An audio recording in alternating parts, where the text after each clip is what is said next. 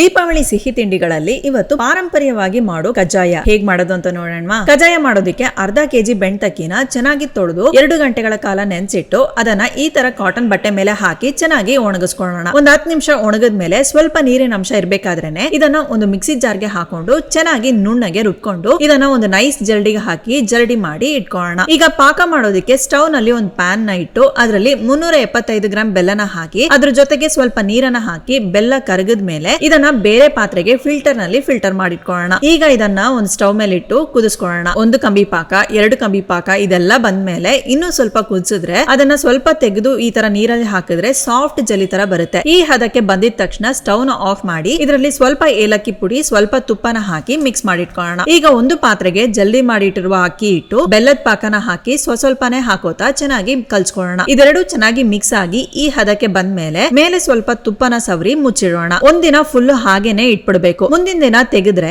ಚೆನ್ನಾಗಿ ಇದು ಪಾಕ ಎಳ್ಕೊಂಡು ಕಜ್ಜಾಯ ಮಾಡೋದಕ್ಕೆ ಹಿಟ್ಟು ಚೆನ್ನಾಗಿರುತ್ತೆ. ಇದನ್ನ ಒಂದ್ಸರಿ ಚೆನ್ನಾಗಿ ಸಾಫ್ಟ್ ಆಗಿ ಮಿಕ್ಸ್ ಮಾಡ್ಕೊಂಡು ಚಿಕ್ಕ ಚಿಕ್ಕ ಉಂಡೆಗಳನ್ನಾಗಿ ಮಾಡಿ ಒಂದು ಪ್ಲಾಸ್ಟಿಕ್ ಶೀಟ್ ಮೇಲೆ ಈ ತರ ತಟ್ಟಿ ಮಧ್ಯಕ್ಕೆ ಒಂದು ಚಿಕ್ಕ ಹೋಲ್ ತರ ಮಾಡಿ ಇಟ್ಕೊಳ್ಳೋಣ. ಈಗ ಕಡಾಯಿನಲ್ಲಿ ಎಣ್ಣೆನ ಮೀಡಿಯಂ ಹೀಟ್ ನಲ್ಲಿ ಬಿಸಿ ಮಾಡಿ ಮೀಡಿಯಂ ಹೀಟ್ ನಲ್ಲೇ ಈ ಕಜ್ಜಾಯಗಳನ್ನ ಹಾಕಿ ಚೆನ್ನಾಗಿ ಬೆಂದು ಗೋಲ್ಡನ್ ಬ್ರೌನ್ ಕಲರ್ ಬಂದ್ಮೇಲೆ ತೆಗೆದ್ರೆ ತುಂಬಾನೇ ರುಚಿಯಾದ ಕಜ್ಜಾಯ ತಯಾರು.